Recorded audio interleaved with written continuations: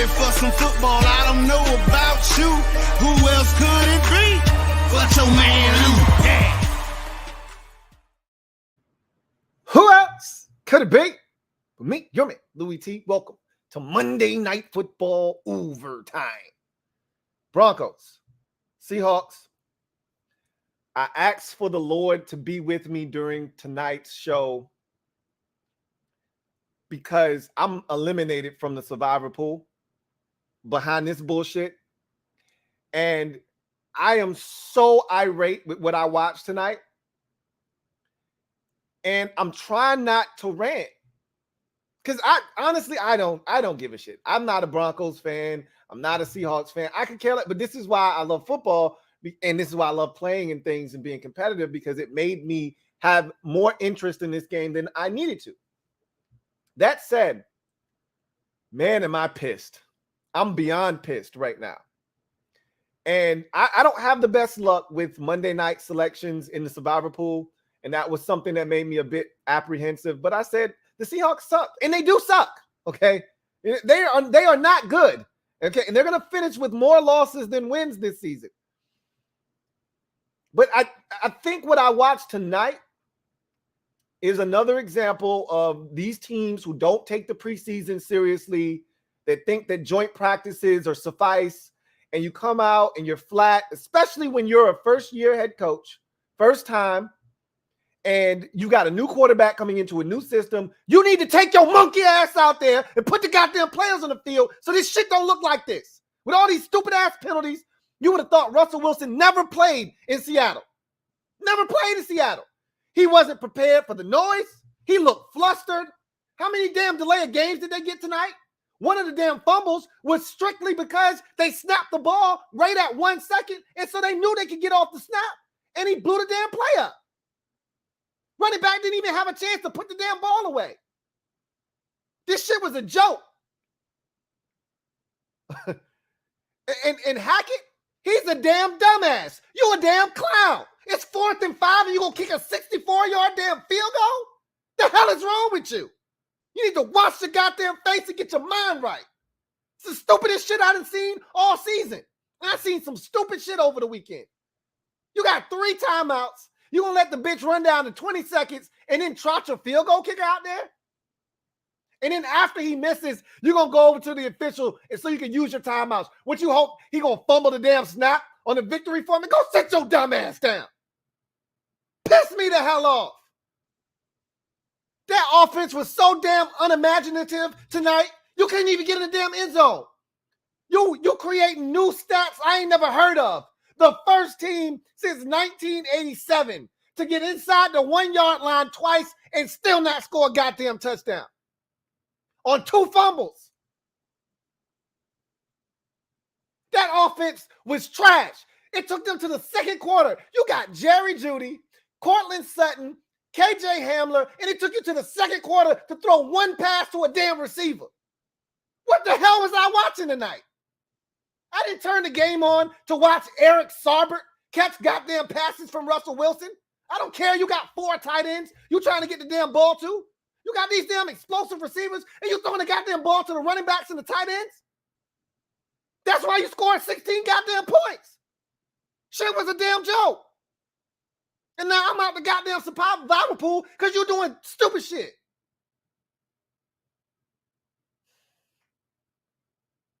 Damn. I wasn't supposed to do that.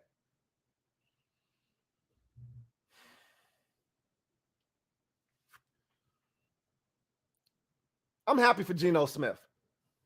I may make fun of Geno all the time. I'm happy for him. He actually played well tonight.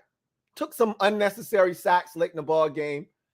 But all in all, I thought he played well, man. He gave them a chance to win this football game. He didn't make – I kept waiting for the big Geno, Smith mistake. I kept waiting for him to throw in the double coverage, not see the safety lurking, and somebody step in front of one of his offerings and pick the shit off.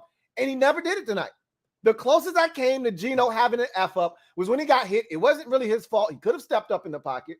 But Bradley Chubb beat Charles Cross, and got to him, knocked the ball out. And at least Charles Cross said, shit, I gave up the sack. I might as well catch the goddamn football. That's the closest Geno Smith came to effing up tonight. And that really wasn't truly his fault.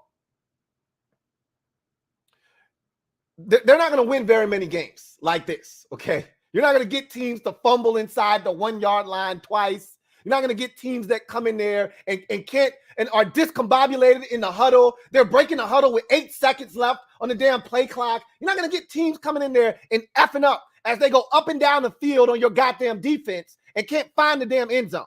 You're not going to get teams to do that shit on a weekly basis. You got away with one tonight. But I got to give Pete Carroll credit. He got the last laugh against his former quarterback who won it out.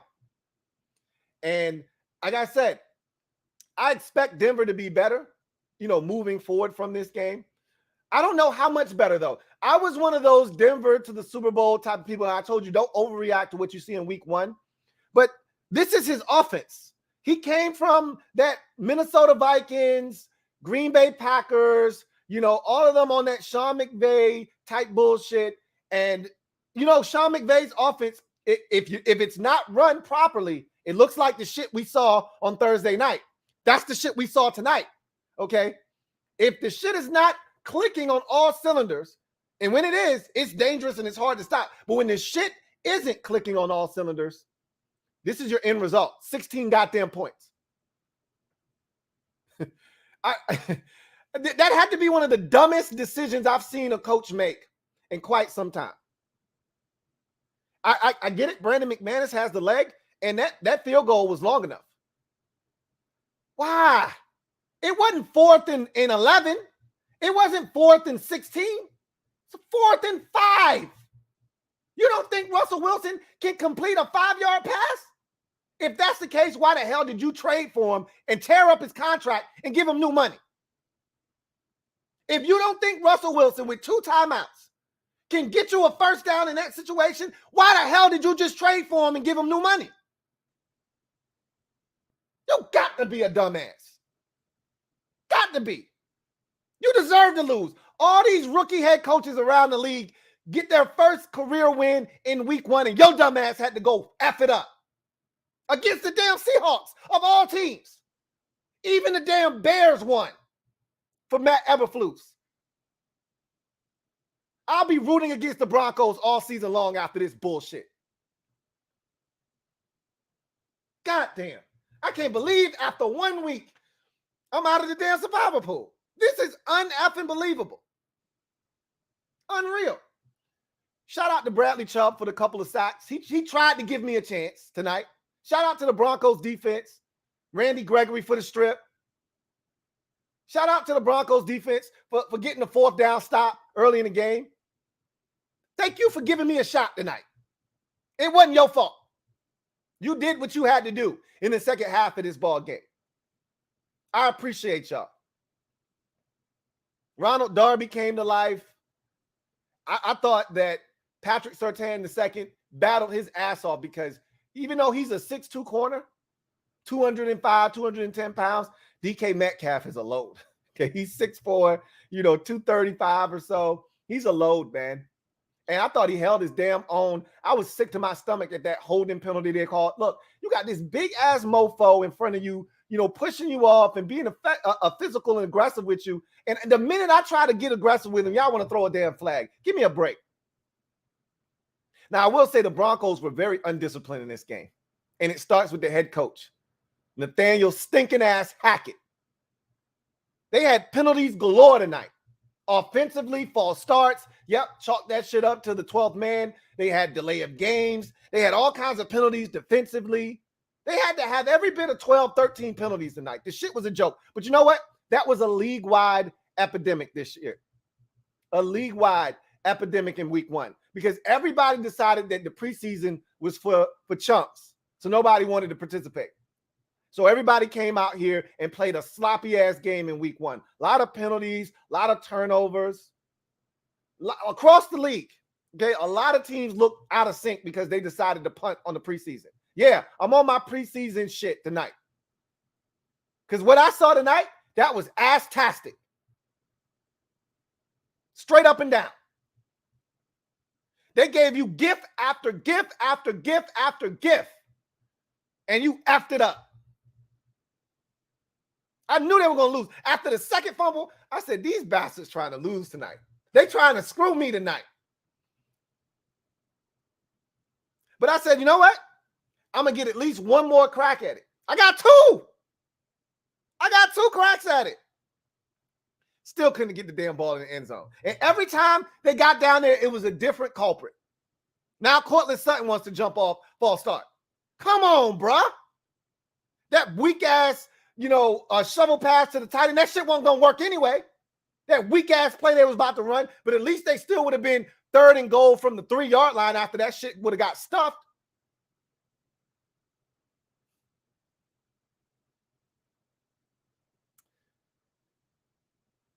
The one thing I can say about the Seahawks tonight is they played the cleaner game in all 3 facets. They didn't beat themselves. They turned it over once with the strip, but and if you want to count the turnover on 4th down, knock yourself out, because I guess that does technically count as a turnover, but they didn't beat themselves. Special teams was outstanding. I wanted to smack the rookie Washington for coming out of the end zone twice, not getting the bitch back to the 20 once and not getting it back to the 25 the other time. Just let the shit go in the end zone, bro. You're not even fast for real. Just let the shit go in the end zone, man. If that's the shit if you're going to come out and start tiptoeing around the 15 because you see a bunch of green shirts, just let the bitch go in the end zone and call it a touchback, and let's get the offense on the field on the 25. If you scared, say you scared. But don't come out like you ready, like you gung-ho, like you about that life, and then get to the 17 and start rethinking the damn decision and bring the shit out. I thought their special teams was better than Denver's. I thought their defense didn't beat itself. Okay? They gave up a ton of yards. They allowed Denver to get in the red zone. I don't know. It had to be at least 4 or 5 times tonight that the Broncos were in the red zone. Had to be a bare minimum because they fumbled twice. They failed on the 4th down, and they kicked a field goal. So it had to be, and they scored a touchdown, I think. So it had to be at least 5 trips to the red zone.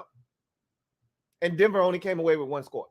As a matter of fact, the 1 score wasn't even in the red zone. That was a 67-yard Jerry Jeudy touchdown. So I recant that last statement. They didn't score 1 single touchdown in the red zone.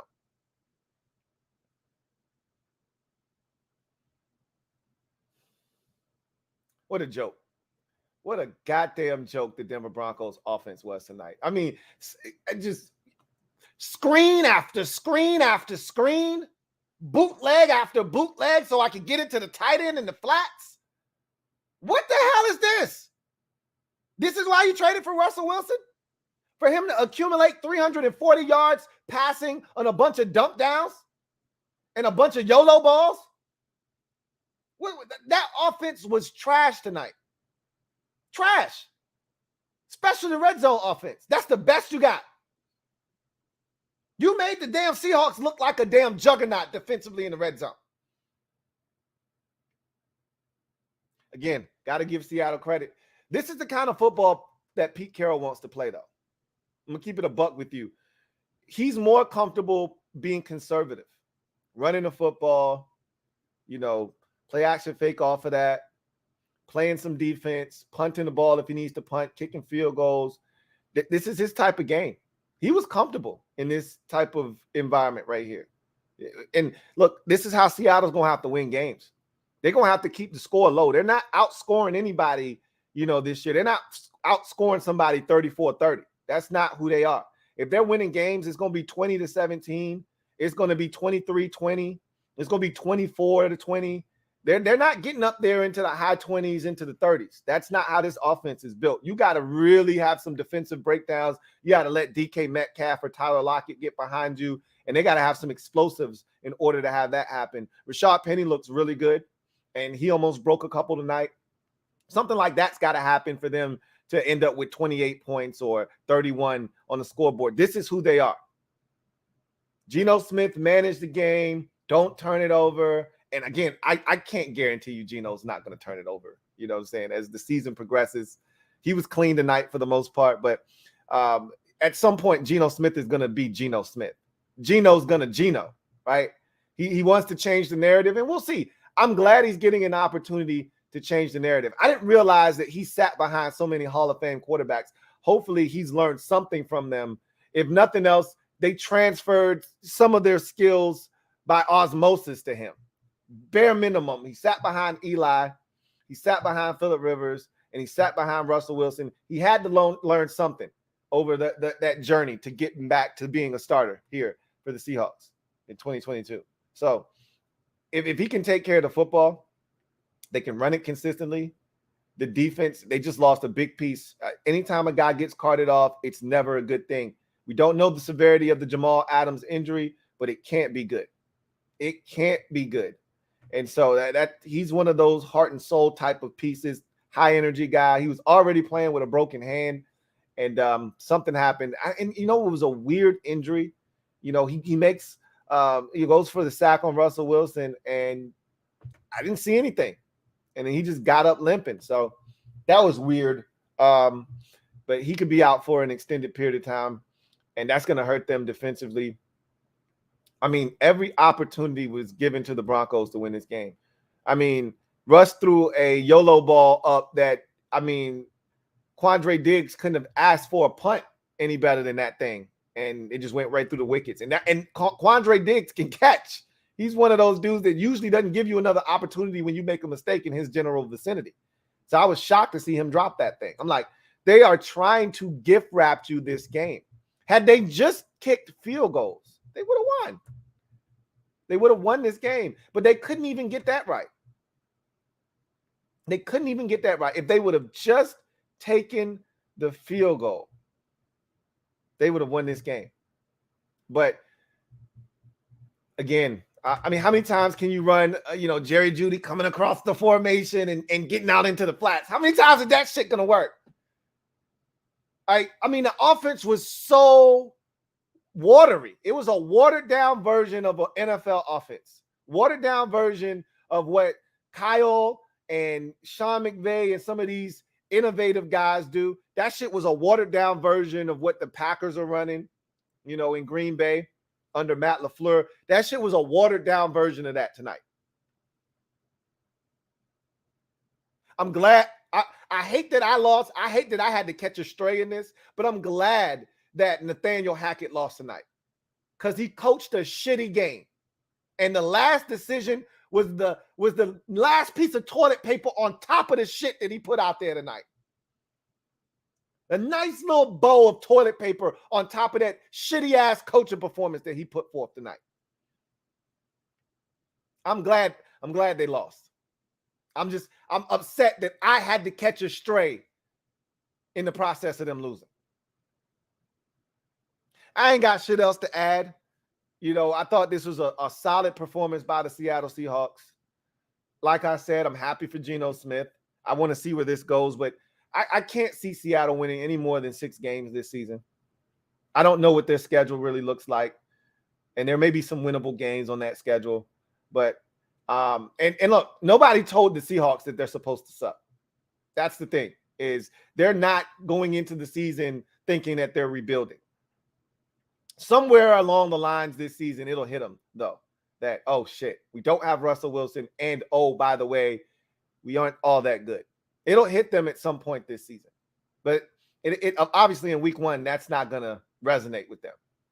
And I actually like Uchenna Nwosu. I thought he played his ass off tonight. I like some of the pieces. Barton was flying around the field. Those young corners, I don't know how young Michael Jackson is. They said he was on 87 different rosters. I don't know how young he is, but he was out there hitting. He recovered both of the damn fumbles. The big, long 6'4" corner, the rookie, he looked damn good tonight too, even though he had a PI.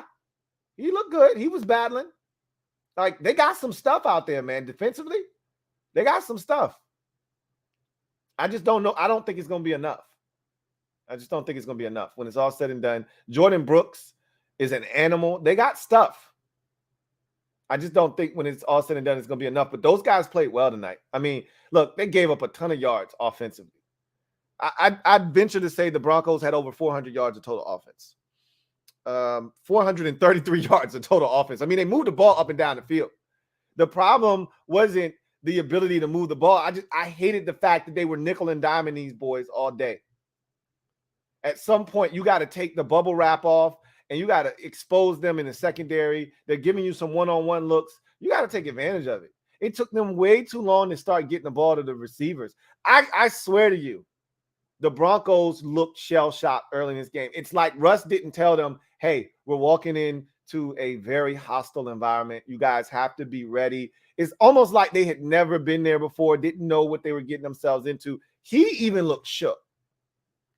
I get it. That's your first time. He didn't really know what to expect.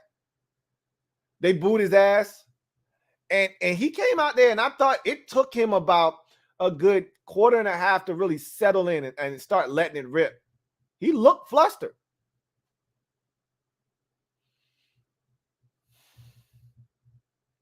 The Broncos they'll bounce back. They'll be fine. But I'm just going to tell you, if they play like this moving forward, not only will they not survive in the AFC West, they're not even going to make the playoffs if they continue to play ball like this. They had 12 penalties for 106 yards. They were 0 of 4 in the red zone. I mean, these are all recipes for disaster and losing. Okay. They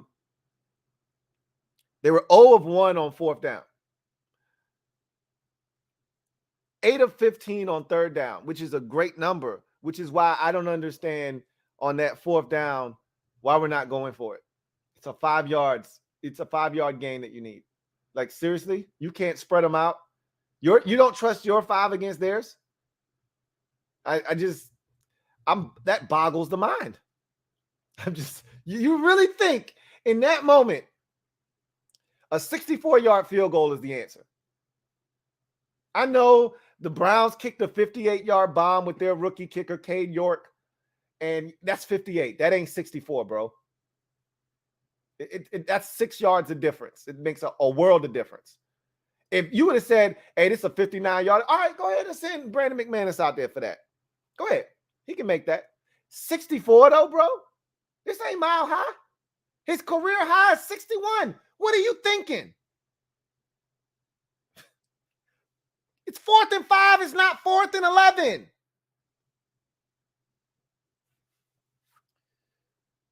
All right.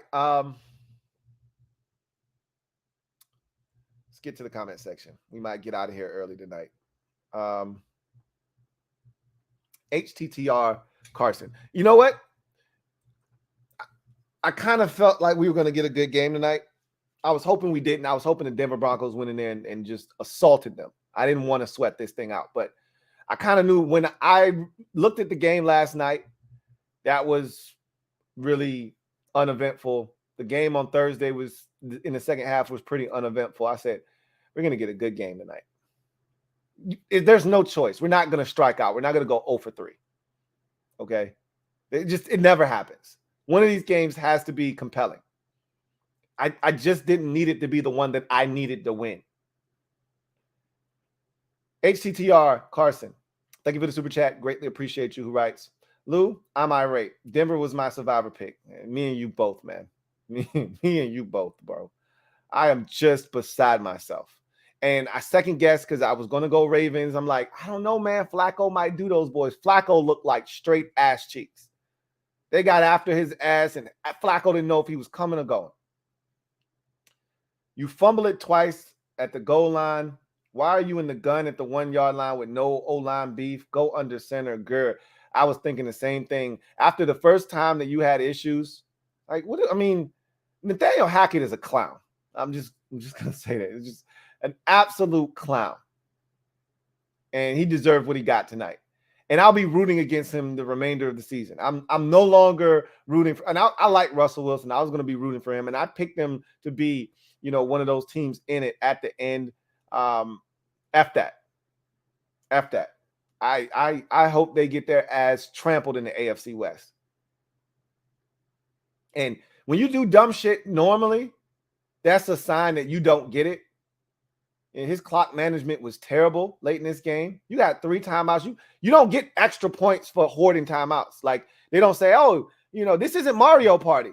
Oh, the guy that called the least amount of timeouts. Hey, I'll give you a gold star. This ain't Mario Party, bro. Call them goddamn timeouts. I'm irate too, Carson. I'm irate too, man. Damn it, man. Anyway, Red Wings 01. Thank you for the super chat. Greatly appreciate you. Red Wings 01 writes, everyone been talking about Russ and Baker getting their revenge, but only one man got his revenge this week. You know who it is. It was revenge, but it wasn't quite the kind of revenge those guys were after. Those were former teams that they were playing. Like, his real revenge opportunity will come in week 3. So we'll see if he gets it or not then. But yeah, I mean, both of them lost in heartbreaking fashion too, because Russ's, field goal attempt was no good, and then Baker got his heart ripped out of his chest on a 58-yarder.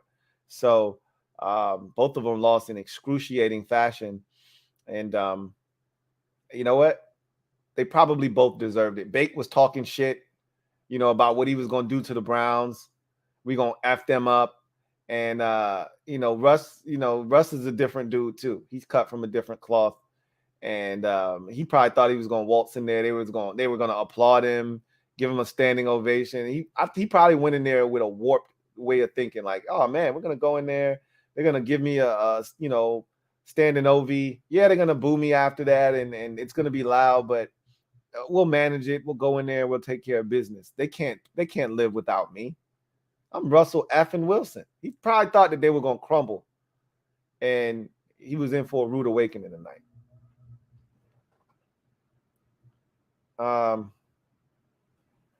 White Run Guard.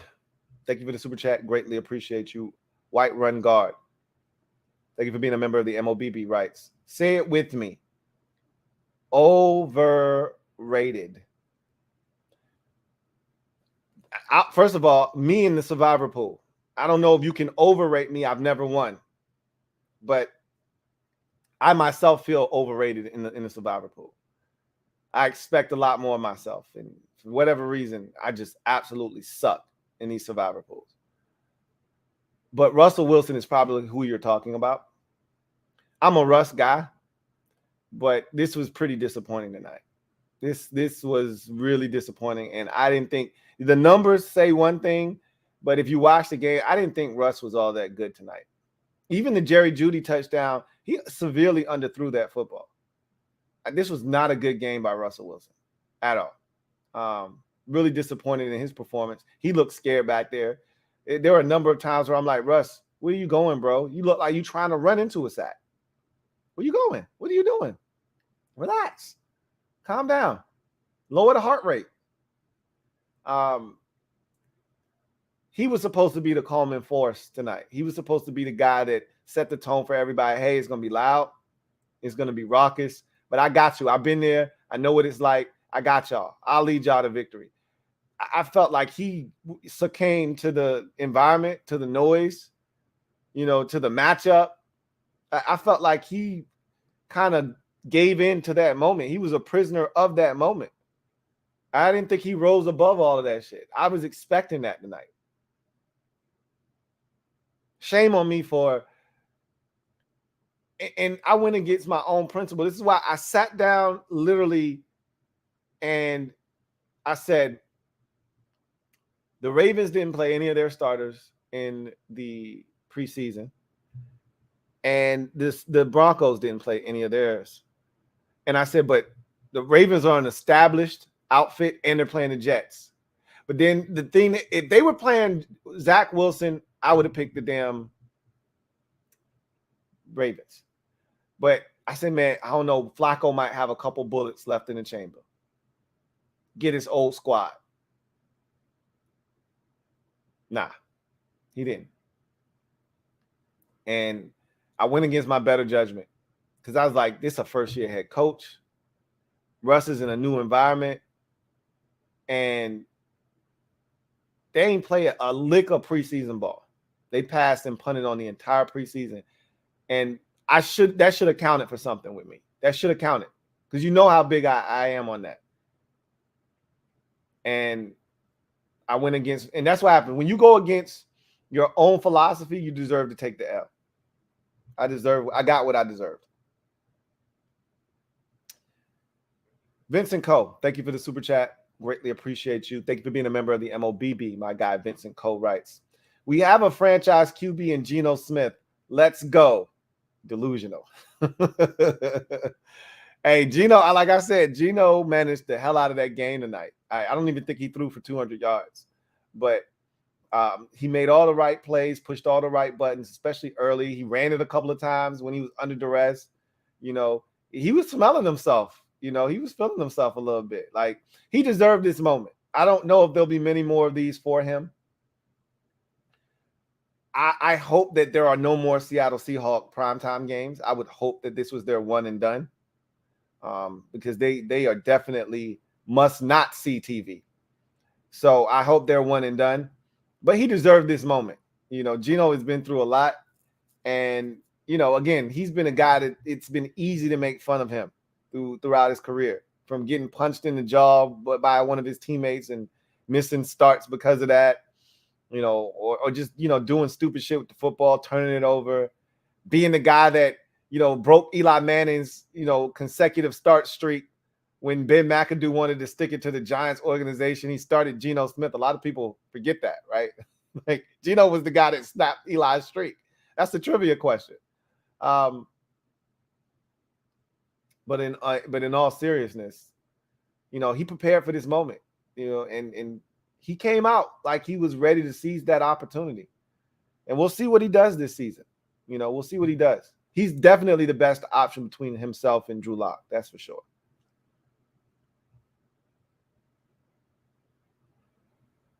Storm.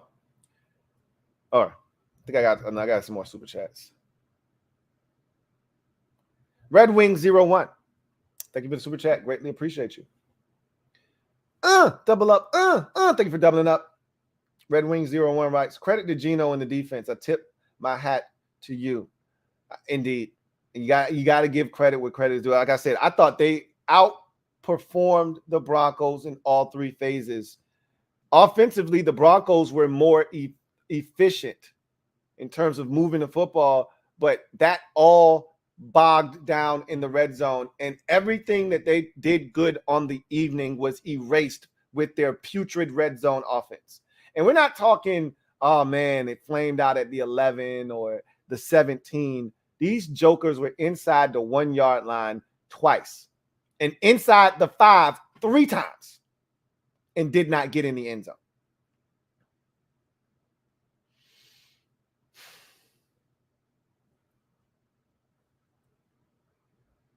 HTTR Carson, thank you for the super chat. Greatly appreciate you. Double up. Thank you for doubling up. Who writes, okay, well, Lou, that makes 2 of us then. Yeah. Just the 2 of us.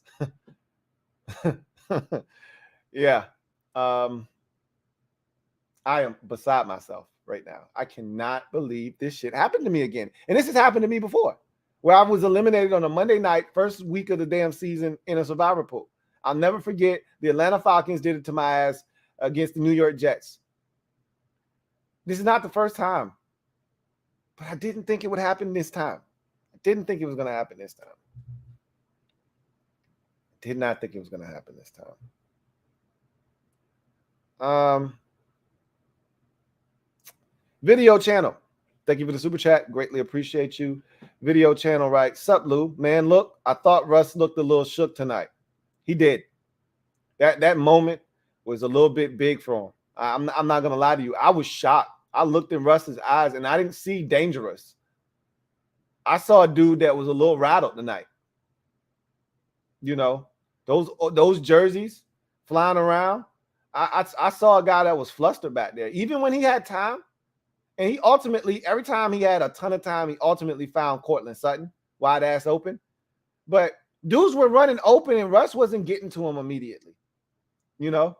And he was back there. He was jittery, you know, going through his progressions and trying to figure out where he could go with the football. He was nervous back there.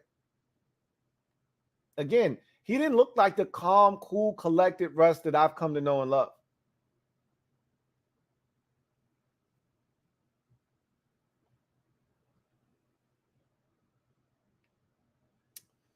John Livingston. Thank you for the super chat. Greatly appreciate you, my guy, JL Smooth.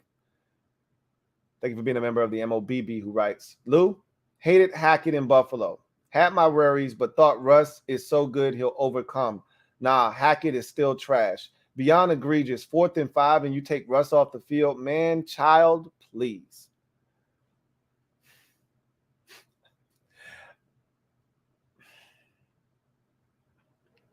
For all the shit that he did tonight, all the stupid ass calls he made, shotgun from the 1 twice, for all the dumb shit that he did tonight, all would have been forgiven if he left Russ on the field. And you know what? I would have lived with Russ not converting 4th and 5 versus him kicking a 64-yard field goal. I would have lived with that. You know what? If Seattle would have rose up and gotten a stop to preserve the victory, you know what I say? Good shit, Seattle. I tip my cap. I would have been pissed off at the missed opportunities, the 2 fumbles, you know, and you know, the opportunities that were there that went by the wayside. I would have been pissed off about that. But I could have taken my loss like a man and just said, you know what? Seattle wanted it more than they did. But when you do some bitch ass shit like that, that was straight out of the puff bitch assness school of playbook of losing a football game. You don't get any more bitch assness than that right there. When I saw Russ come off the field, when they called that timeout, and I saw him take his helmet off, I said, Russ, what you doing? Put your helmet back on, man. Tuck your chain back in, bro. Get back in there. What you doing? And they cut to Troy Aikman and Joe Buck, and Troy is trying to talk. I know the feeling. I do it all the time when I'm distracted and I try to keep talking, but I'm really distracted by something. And I try not to focus on the shit that I'm being distracted by. So I keep looking into the camera and I keep talking, but I'm really distracted.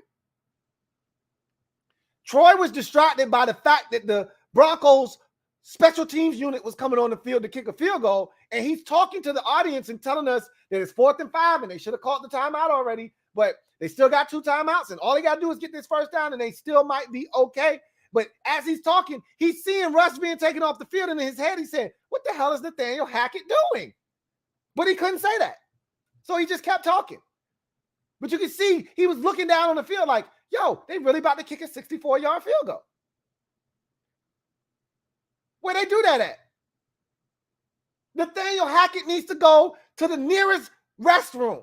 Turn on the right faucet. I want that shit ice cold. Put both hands underneath the spigot and drown yourself in cold water and wash your goddamn face and get your mind right. You take a 64-yard field goal over Russell Wilson on 4th and 5, you got to be outside your goddamn mind. And this is the man you hired to be your leader? Making decisions, and then after the fact, you want to come on the field and berate the officials about calling a stinking ass timeout. You only got 2 of them dumbass timeouts left. You can't stop the game. This shit is over. Get your ass on the sideline. Let the goddamn game be over.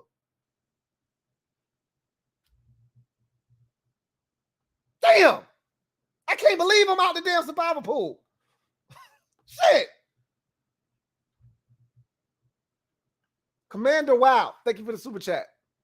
Greatly appreciate you. Who writes, Lou, woosah. I need that. Woosah. You out of there. Yeah, I'm out of there, man. Damn. And it was funny. Somebody said to me yesterday, man, I barely survived. The Saints made that field goal to get me to the week 2. And I was like, man, that was a close one. I was like, you was tripping. You broke all the rules. I got the Broncos on Monday night, so I'm straight. That's how I was thinking. Then they stinking ass come and do this dumbass shit. And I was the one that was over here tripping. I'm going to tell you a quick story. Boss is in the survivor pool this year. That's my dad, for those of you who don't know who Boss is. Boss is in the survivor pool. And I got a survivor pick. And I'm like, Boss, who you taking in your survivor pick?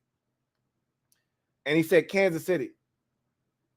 I said, run that by me again? Kansas City? On the road against Arizona? I said, you sure? I said, you know, so now here I go trying to be smart guy, you know, and think I know shit when Boss is the real Dundada. I said, Boss, you know how a survivor pool works, right? He's like, yeah, I know how it works. Give me Kansas City. I'm like, okay, I type in Kansas City. I'm like, okay, you say so. They had the biggest margin of victory in week 1, pretty much. They dominated the goddamn Arizona Cardinals. That game was never close. And here my dumb ass go struggling on Monday night and end up losing to the goddamn Seattle Seahawks led by Geno Smith. Who's the damn smart guy now? That's how I be losing these survival pools. I be outsmarting my damn self. I think I know some shit. You don't know nothing, man. Take this goddamn L and get your ass out the goddamn survival pool. Ryan A. Thank you for the super chat. Greatly appreciate you. Thank you for being a member of the MOBB, who writes, Melvin Gordon had more carries than Javonte. I don't know if so they're really hell-bent on splitting the carries between those two. They don't want to run down the young fella. So let me tell you something else I was thinking as I'm watching this game. Melvin Gordon, for those of you who don't know, Melvin Gordon III is a notorious fumbler. You know, he's one of the most fumbling ass running backs in the league. So when he fumbled that first one down inside the 1, I was irate. I was like, yo, dumbass don't know which running back to put in the goddamn game? Don't put Melvin Gordon in for this shit. He gonna fumble the damn ball. That's what he do. That's his move. Then they put Javonte ass in, and he fumbled the shit. But again, I'm gonna cut him some slack because that was Russ's fault. That was Hackett's fault. That was a bullshit ass play call. Number 1, Russ let the shit get down to 1, almost damn near 0 for their 3rd delay of game. Okay, so Al Woods was able to essentially jump the snap count because you gotta snap the goddamn ball or else it's delay a game. So he's like, oh, they got to snap this bitch. I'm about to ream this goddamn guard's ass into the backfield because he don't stand a chance. I know they gotta snap the damn ball. And Al Woods took his ass and dump trucked him 3 yards in the backfield. And before Javonte could even tuck the bitch away, he had the shit in his hand like this. That's how you know he didn't stand a chance. He didn't even get to put the ball away. He had the ball in his hand like this. That shit got knocked out of his hand. Uneffing believable. Unbelievable.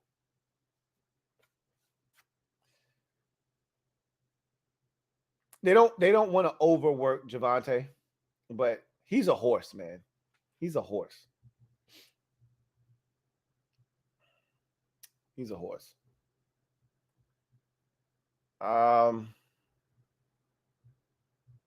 Red Wings 01. Thank you for the super chat. Greatly appreciate you. Who writes, Hackett the Hack. Fitting name for the shit he pulled. Yeah. I can't begin to explain my emotions when I saw him. And I'm like, hey, Seattle just gave you a chance to rethink this effery that you're about to partake in. Okay? This 100% ass clownery that you're about to partake in, they're giving you an opportunity to rethink this shit. Even Pete Carroll, who had one timeout left, was like, his dumb ass about to kick a field goal. Hold, time out. All right. Hey, this clown about to kick a field goal. All right, fellas. Don't try to block the shit. Okay? I mean, if it come out low, knock yourself out. But don't rough the kicker or don't run into the kicker. None of that shit. Okay? Because he ain't making this shit. Okay? Pete gave him another chance to rethink this tomfoolery, and he did it any damn way.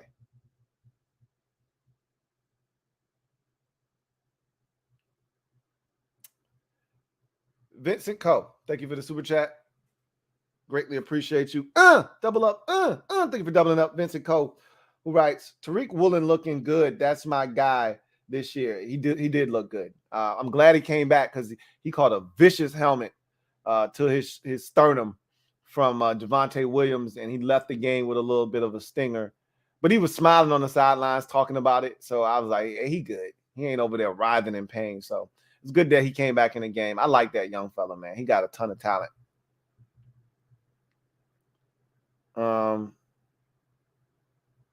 Vincent Coe, thank you for the super chat. Greatly appreciate you. My guy Vincent Coe writes, don't think the fans should have booed Russ, though. Hashtag let's ride. I can tell you this.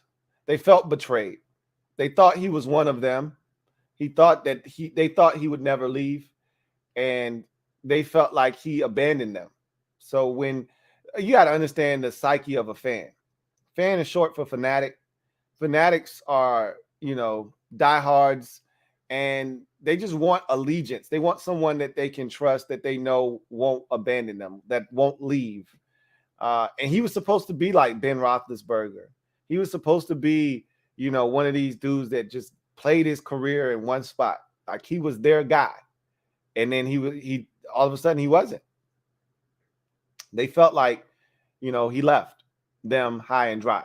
And you know what was interesting, because there was this pan shot of the stadium. And me and my wife were sitting there at the very beginning of the game, and she's like, man, that's a lot of Broncos fans there. I was like, shit, it is. I'm not used to seeing Seattle filled with the other team's fans, because Seattle, it's not a lot of things to do in Seattle, Washington. And so, sports really dominates out there. And one of the things that they take pride in is filling up the damn stadium and making it so that it's just a tough environment for anybody to come in there and win. And it was a sea of orange out there. And I said, well, maybe that was for Russ. But I also told my wife, it's also partly because they're going to be trashed this year. And a lot of those fans can sense it, and they don't want to be a part of that shit. Well, so much for that, at least in week one. But I remember Pat McAfee saying earlier today, the Seahawks think they're better than what people are giving them credit for. They think that they're going to shock a lot of people this year because they think they're better than what people are giving them credit for. I'm one of those people. I think they're going to be a 6-win team max. If the ball bounces their way, maybe they could get to 7. But now I'm looking at their division. I think San Francisco is going to be fine. I watched that game. I feel a lot better after watching the game than I did just seeing the final score. But the Rams, and they're going to be better. But I can just say this. The Cardinals, they didn't look good, but they played the Chiefs, okay? The 49ers, they made a ton of mistakes, and it was a monsoon. I get it. It wasn't a great environment to play your first game in. And the Rams, they hit a buzzsaw. I mean, the Bills are legit. They might be the best team in football right now. And so every team in that division can make a claim to, hey, it was a crazy situation, a unique set of circumstances. I'm gonna be straight. Who would have thought after the first week of football, the Seattle Seahawks would be looking down at the rest of the division as they're at the top? Now, I don't envision this lasting very long for them, but they play a last place schedule for whatever that's worth. Again, I don't know what division the NFC West is playing this year, but they could be playing a trash division that gives them an opportunity, and who knows? I know they play the Giants like in week 6 or something like that. Who knows? That game may be for first place in their respective divisions by the time those two teams lock horns in like week 6 or 7, whenever that game is. Seattle could be 4-2. The Giants could be 4-2, and that could be for a chance to go to 5-2 in first place in their respective division. Who knows? Neither one of those teams were viewed as, being any good this year. And I still don't think the Giants or the Seahawks are going to be any good this year. I liken this to when Jacksonville 2 years ago beat the Colts in week 1. And everybody was like, yo, that's crazy. I thought Jacksonville had a chance to be winless. And then they proceeded to lose the next 15 games and didn't win another game the rest of the season. So anyway, those teams aren't that bad. They're not going to go winless the remainder of the season, but you get my drift. You understand where I'm coming from. Anyway.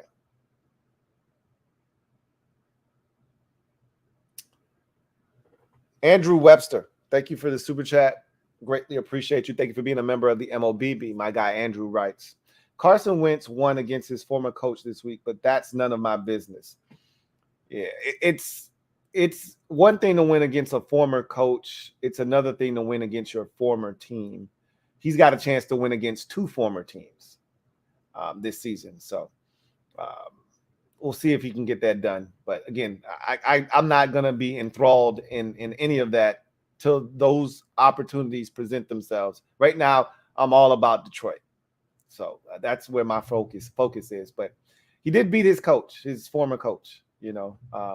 Like I said, we have the Carson Wentz revenge checklist, and he was able to check that first box. So that was nice.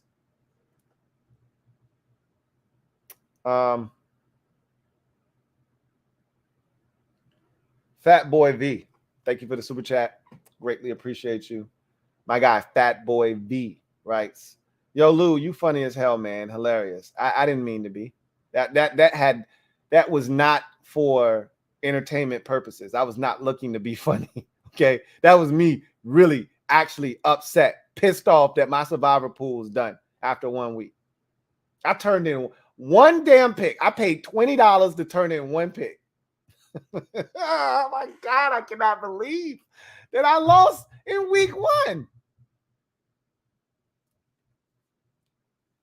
I could, shoulda, coulda, woulda, but I didn't. I'm not going to sit here and play that game. I'm just so disappointed in the Broncos. I just really, truly am.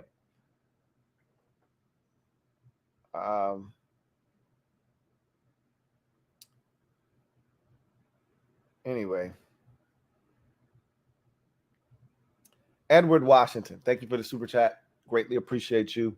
Thank you for being a member of the MOBB. My guy, Edward, writes, that fool called timeouts after the game was over. What was he hoping for? A fumble in victory formation? He's a clown. Absolutely. That's what he was hoping for, some Pazargic against the Pazargic fumbling against the Eagles and Herman Edwards running and shit for a touch. He was hoping some stupid shit like that happened. Like you should have seen him. He's 5 yards onto the field berating the official because there's only 3 seconds left on the clock, and he called the timeout with 13 seconds left. I said, you don't get your dumb ass back on the sidelines. The official over there looking at him like, bro, I heard you. Get your ass back on the sideline. You lost, bro. Shit's over. Get out of my ear. You should have seen the look that brother was giving him as he's giving him an earful to put 10 seconds. He's like, bro, I heard you already. I heard you. Okay?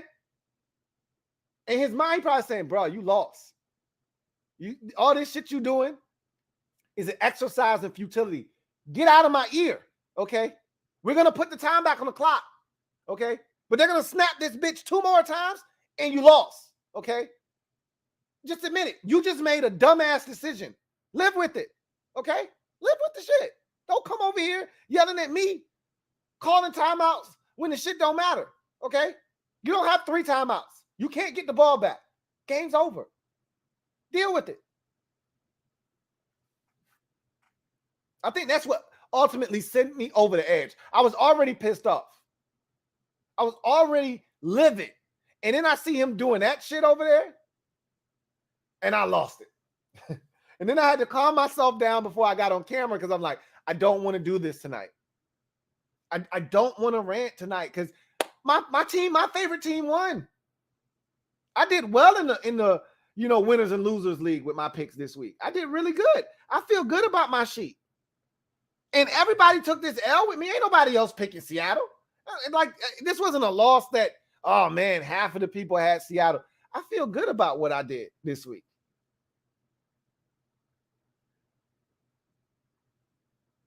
But I really wanted to win the survivor pool. I didn't even give myself a chance. I don't know what the hell he was expecting to happen. I think that was just him not wanting to go to the locker room yet because he knows he's got to answer some tough questions because that was a dumbass decision he made. And I know in his mind he thought he was doing the right thing. He was like, yo, I got this shit, man. This is why they paying me the big bucks. I'm going to send my guy out here to attempt a 64-yard field goal. He's going to bang this bitch through the uprights, and everybody's going to say, man, what a ballsy decision. What a gutsy call. And it paid off. No, it was a dumbass decision. You deserve all the blame. And it's Denver. So that media, they're not going to ream him. He needed to be in New York, Philadelphia, Chicago, somewhere where they would have tore him a new asshole for this stupid ass decision. He needed to wake up and have his shit all over page 4 of the New York Post.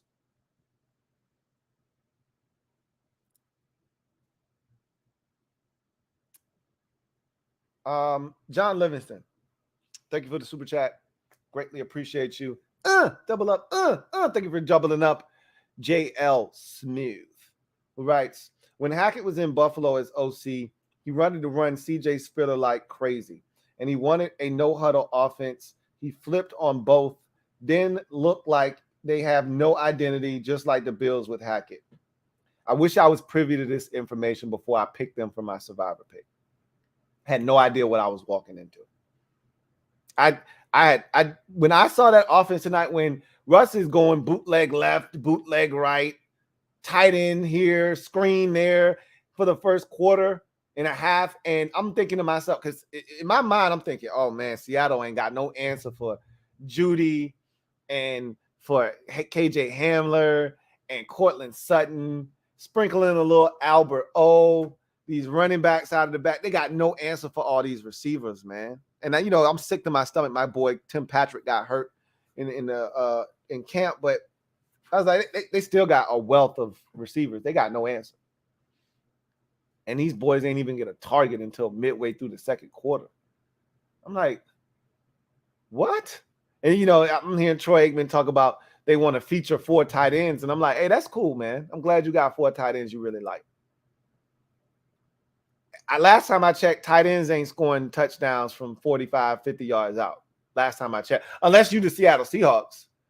In that case, you got Will Dissly wide ass open without a damn Bronco within 20 yards of him. So he's running for a touchdown. And then you got the other tight end catching a damn pass, Cody Parkinson, and it ain't a damn Bronco within 3 yards of him. So, maybe, I guess, unless you Seattle, tight ends, you wide ass open and you score touchdowns. I'd much rather go to my receivers. But that's just me.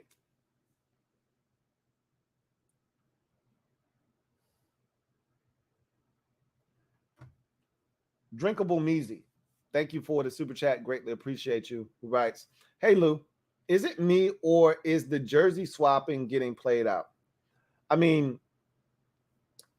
Played out in what way? If you really respect a dude, if you went to school with a guy, y'all played together, and you want his jersey, then you get his jersey. I don't really care too much for the jersey swapping thing. I'm not one of these guys that grew up, and I'm old man, get off my lawn. And these players are too buddy-buddy now. It's a fraternity, There's only 800, 18, a little bit over 1,800 dudes in the NFL that get to call themselves professional football players. It's a small, tight-knit fraternity, and they respect each other. And so a lot of these dudes grew up around each other, or they knew of each other. They went to school. They battled, one another in school, whatever the case may be. I got no problems with the jersey swapping. It's a new day and age. To each its own. It doesn't bother me any. Joe Rockhead J, thank you for the super chat. Greatly appreciate you. Thank you for being a member of the MOBB. My guy Joe Rockhead J writes, Wilson's punk ass should have come to Washington. Lose and lose royally. Bama. I'm going to tell you this.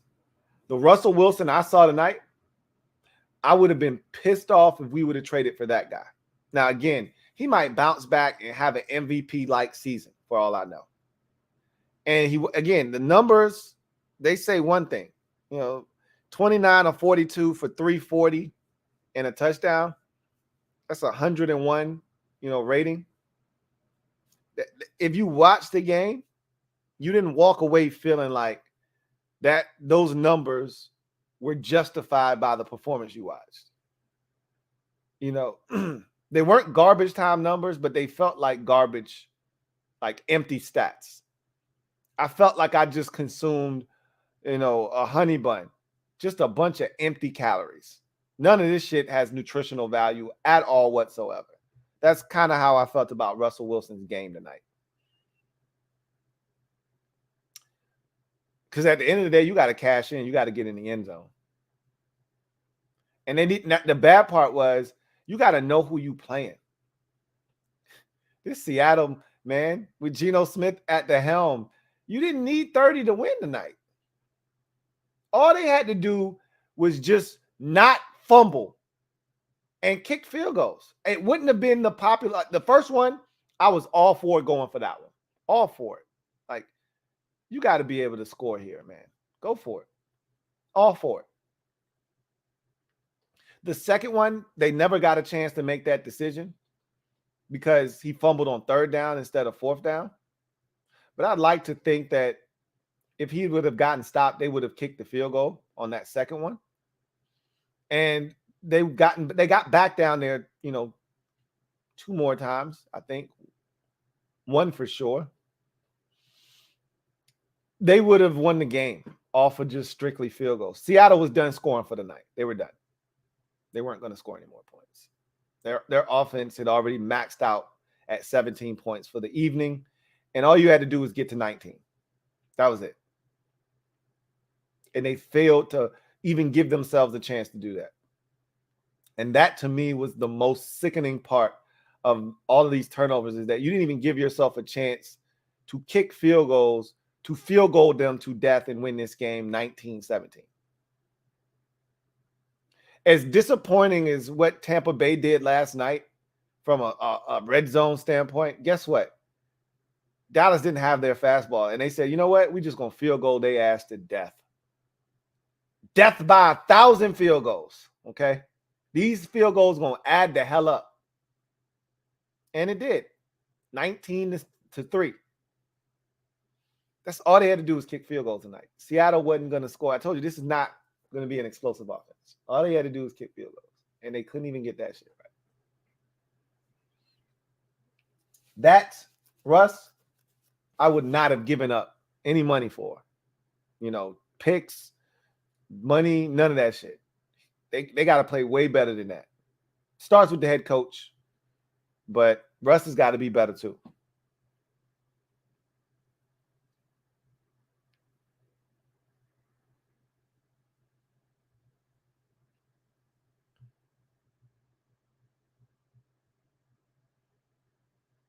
Somebody just said he almost made the kick. What's the problem? This ain't horseshoes. That's the goddamn problem. You don't get a point for almost making a kick. Either you make the shit or you don't make the shit. Kind of an answer is that. Oh, you almost made the kick. What's the problem?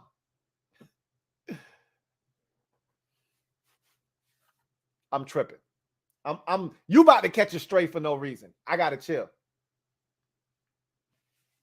Andrew Webster, thank you for the super chat. Greatly appreciate you. Double up. Thank you for doubling up, Andrew, who writes, still basking in the glow of Washington's win. A few plays stood out. Caught the defense with 12 on the field. The hard count at the end of the game. Veteran moves. Yeah, it's always fun when those plays work in your favor instead of having the other team do it to you, which is usually what happens to us. Feels good for a change, to be on the right side of those types of things. So, yeah, I'm with you. Excuse me. John Livingston, thank you for the super chat. Greatly appreciate you. My guy, JL Smooth, 105.3. JL Smooth writes, that was me with the Saints, Lou, but for 99% of yesterday afternoon, I was screaming at my TV like you now. I almost picked the Broncos too. Phew. Up until they tried that dumbass field goal, and you should have saw me. I'm willing that bitch in that left upright. That shit was drawing, right? As it's tailing, I'm leaning like I'm driving that shit. Like, come on, straighten up, squeeze inside that damn upright. Even if you hit the inside of that shit, you'll kick inside. Just come on.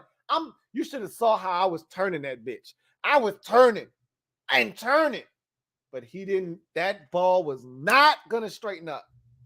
I didn't turn hard enough, and all I could think about was you telling me how you barely escaped with the Saints.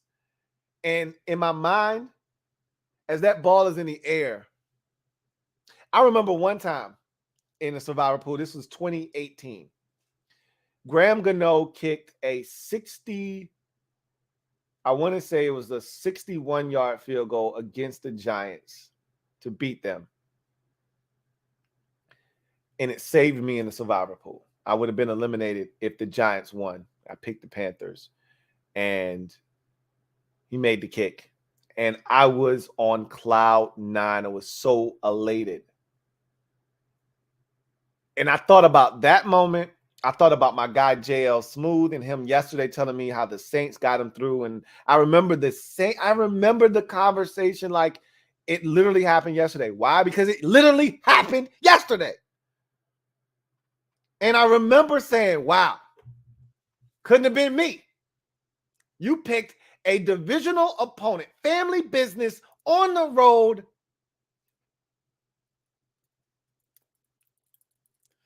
You a hell of a guy. Couldn't have been me. Couldn't have been me. Too risky for me. Nah, I'm going to take Russell Wilson on the road against the lowly Seattle Seahawks with Geno Smith under center. I feel good. I'm Stephanie Mills over here. I feel good all over. Till they start doing stupid shit. Then I started panicking. But my wife was like, who you think gonna win at halftime? I'm like, what you mean? I picked Denver in the survivor pool. They better win the goddamn game. That's what I told her. What you mean? Inside, I was like trying, outside, I was trying to project confidence. What you mean? Denver gonna win this game. Inside, I'm crying like a little bitch. Come on, Denver. Don't do me like this, baby. Come on, man.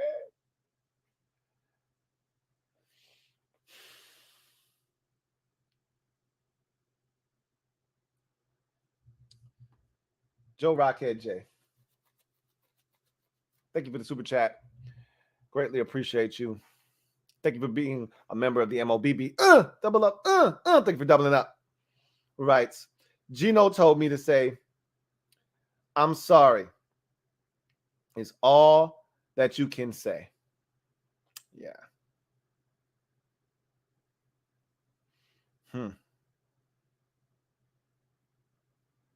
I deserve what I got.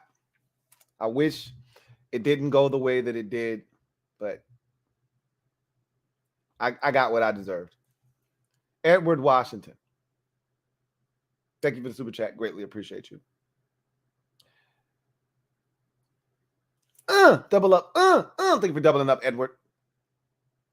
My guy Eddie Dub writes, Wilson should have waved the kicking team off like other vets have done. I mean, he ain't a coach. I'm pretty sure if you ask Russ what he would have preferred to have done, yeah, I'm going to stay out on the field and go for it on 4th and 5. But the coach told him, hey, run this thing down, call this timeout. We're going to send the kicking unit out there, and we're going to make this field goal. We're going to win this game. And at that point, you trust your coach. Because at the end of the day, you're not the coach. This ain't the NBA. You don't run nothing around here. LeBron James can make that call. Kevin Durant can make that call. But at the end of the day, in the NFL, you ain't the coach. So he did what he was told. I'm pretty sure if you gave Russell Wilson truth serum, he would tell you, yeah, I didn't want to come out. And it's hindsight is 2020, right? Like, it's easy to make that, decision now after we know Brandon McManus missed the kick. But I just remember when he was walking off the field and he took his helmet off. I'm like, oh, okay, he's just about to get a swig. Hey, somebody, come on, man, bring the damn Gatorade over here. Get a man a swig. And I'm like, hey, where the Gatorade bottle at? Russ, what you doing, man? Tuck your chain in, put your helmet back on. What you doing? I said, this man looks like he's about to post up to watch this field goal. No, we're not kicking a 64-yard field goal. What are you doing? And then they kicked it to Joe and Troy. And I was like, maybe I'm just tripping. I'm paranoid because I don't want them to do this stupid ass shit. So maybe I'm tripping. And then all I did was I looked in Troy's eyes and I said, I know that look. I know that look.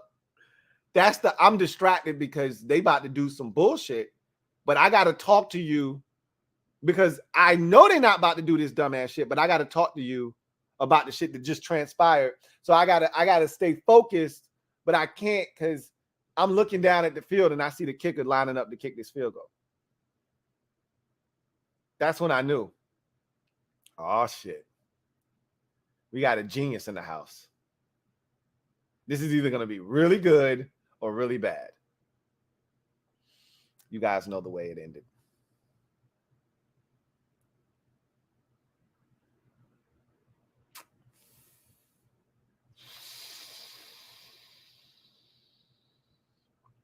John Livingston.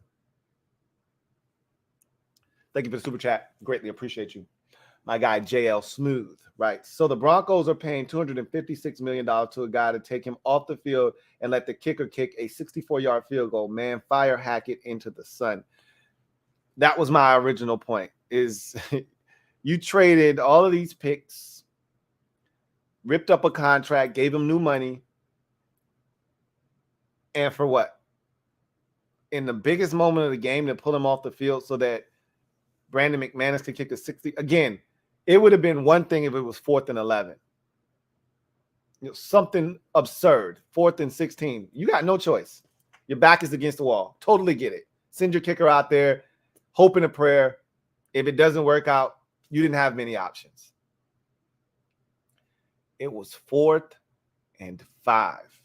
And it wasn't 4th and 5 with 3 seconds left, and it was too risky to run another snap and try to get a few more yards to get closer. It was 20 seconds when you called the timeout. You could have called a timeout with 40-something seconds, but you decided to let the bitch bleed down to 20 seconds.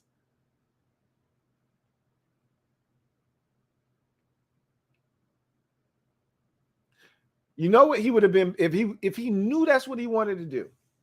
He was better off running his field goal team out there, because more likely than not, Seattle would have called a timeout because they would have been, scrambling to get their shit together. But he would have been better off running his field goal team out on the field, preserving his third timeout so that if he missed, they couldn't just take 3 knees. They would have had to run the football. Look, it would have been a long shot because all they would have had to do was punt the shit away. And now you got to go the length of the field again to get in the field goal range with no timeouts. But at least you would have given yourself a chance to call 3 timeouts. Once you got 2 timeouts, the game's over because you already got less than 40 seconds on the clock. But again, he's Nathaniel Hackett. That shit never crossed his mind. He couldn't see past the fact that Brandon McManus was about to drill this 64-yard field goal. So none of that shit ever crossed his mind. Anyway, I digress. Abel Ambrosio. Thank you for the super chat. Greatly appreciate you. Thank you for being a member of the MOBB, who writes, Lou, what you need is a Snicker bar. Calm down. I do need to calm down. F a Snickers bar, man. F a Snickers bar. I was more of a Kit Kat guy myself, or Twix, but to hell with any of that. I don't eat none of that shit no more. I'm a vegan. But I do need to calm down. I'm good now. I'm good. I ain't even tripping no more.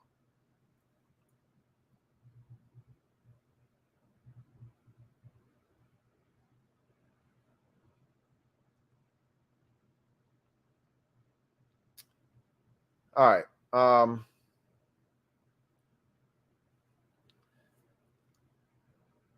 right. We rated our time limit anyway, so this is perfect. This is the last super chat right here from my guy JL Smooth 105.3 JL Smooth. Thank you for the super chat. Greatly appreciate you. Who writes, can we also mention he missed badly on the timeout? Hey, Hackett, put Russ back in and let them get in range. If Russ doesn't get 5 yards, you live with that, but you don't let the time run off and die. That's the thing that boggles my mind, is that you decide to call the timeout. Okay, it's 20 seconds left. I wouldn't have done it that way, but okay, fine. And he knew what he was doing. He knew he was going to kick the field goal, because if he had made the field goal, you wanted the least amount of time possible left for Seattle. So he did what he thought was the right thing to do, assuming he makes the kick. But this, you weren't lining up to kick a 39-yard field goal. You're kicking a 64-yard field goal. Like, the shit just, teams going into halftime even try to run a play there just to get 3 more yards or 4 more yards. You know what I'm saying? Like, You needed 5 yards to get a first down. That's it. They couldn't stop you from getting 5 yards. Russ was spreading the ball all around, whether it was to the running backs or, maybe Jerry Jeudy might have dropped the ball. Who knows? He had already dropped one that would have been a first down on a second down, but they ultimately got the first down anyway. But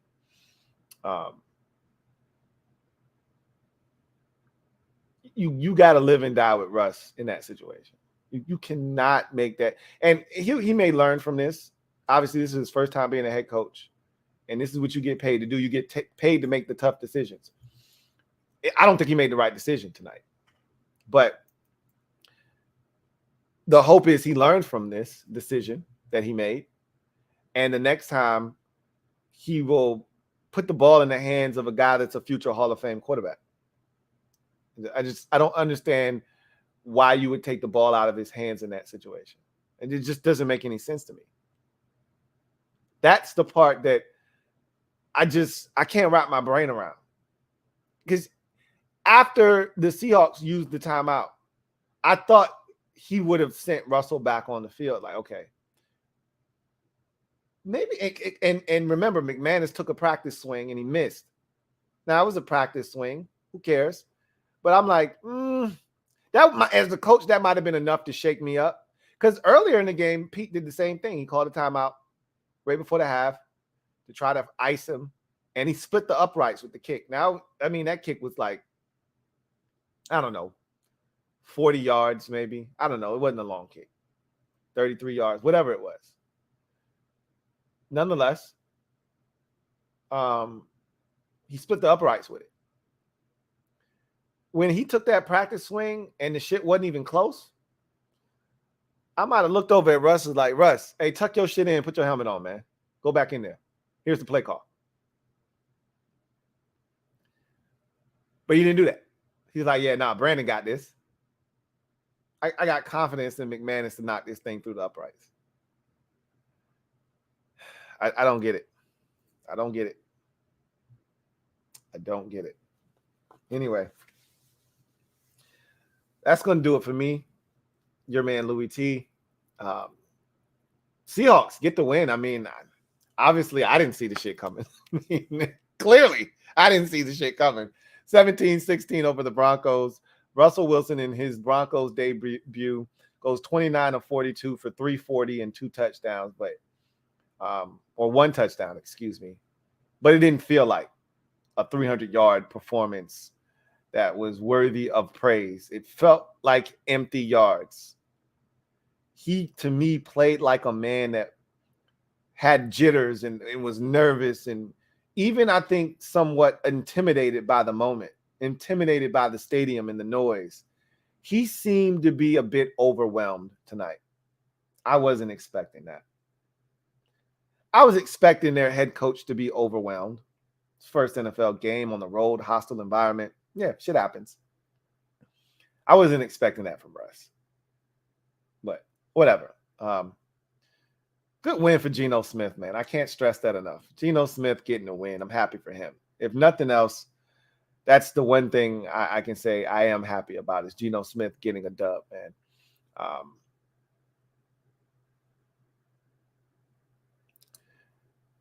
That AFC West is going to be a sumbitch this year.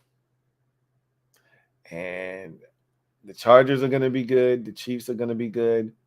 Hell, the Raiders had a shot in that game. The Broncos better step their shit up. If you want to win that division, you can't lose to Seattle. I guarantee you, nobody else in that division is losing to Seattle, including the Raiders. I guarantee you that. You can't be serious about winning the division if this is what you're going to do. If you are serious about being a Super Bowl contender, you got to dust off the Seattle Seahawks. Not only did you not do that, you lost. If you're a Broncos fan, here's the solace you take in this loss. We dominated them in every way imaginable. 433 yards of total offense. 4 trips to the red zone. Was it 4 or 5 trips to the red zone? Let me get that number right. 4 trips to the red zone. All of them unsuccessful. But 4 trips to the red zone, over 430 yards of total offense. Tight ends got involved. Running backs got involved. Receivers finally got involved. Bradley Chubb looked like he finally woke the hell up. He's back to the old Bradley Chubb. A couple of big-time sacks in the game. There's some good takeaways. Patrick Surtain is legit. Ronald Darby's healthy. There's some good takeaways. But you can't lose this game. And you did. And that's really disappointing.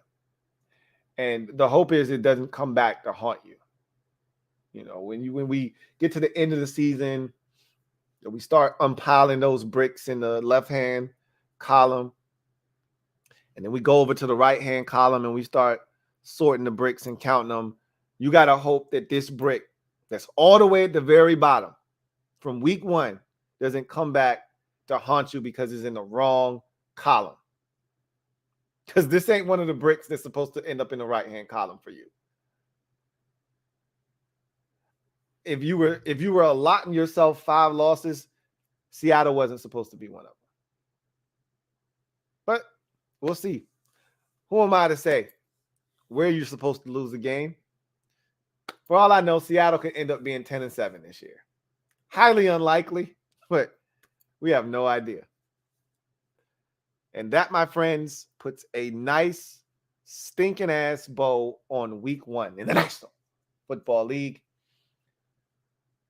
Seahawks 17, Broncos 16. And with that defeat goes any hope of me winning the 10th annual Soul Survivor Pool. What a sad state of affairs that is. Anyway, get off the bench, get in the game, and kick it with me, your man Louie T. Until next time, you guys, take care. God bless. And as always, good night. LouieTeeNetwork.